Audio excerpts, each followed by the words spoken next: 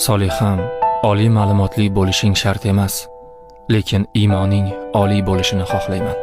Balki bunga loyiq emasdirman, lekin munosib bo'lishga harakat qilyapman. Soliham, senga dunyo matohlari qiziq bo'lmasin. Odamlar fikri seni qiziqtirmasin.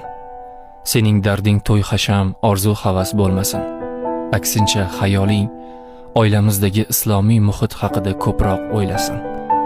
Alloh roziligi uchun, jannatdagi darajamiz uchun, ota-onalarimizga toj kiydirish uchun qanday qilib Qur'onni to'liq yodlashimiz haqida o'yla. Farzandlarimizga qanday o'rnak bo'la olishimiz haqida qayg'ur. Ilmga rag'bating bo'lsin.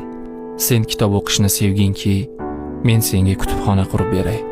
Uyimiz sakinat saroyi bo'lsin. Men uyga kelganimda sakinatni his qilay. Bir-birimizni Alloh uchun sevaylik.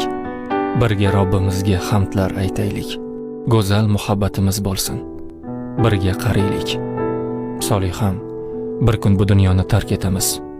Maqsadimiz jannat bo'lsin. Dunyo matohlari emas.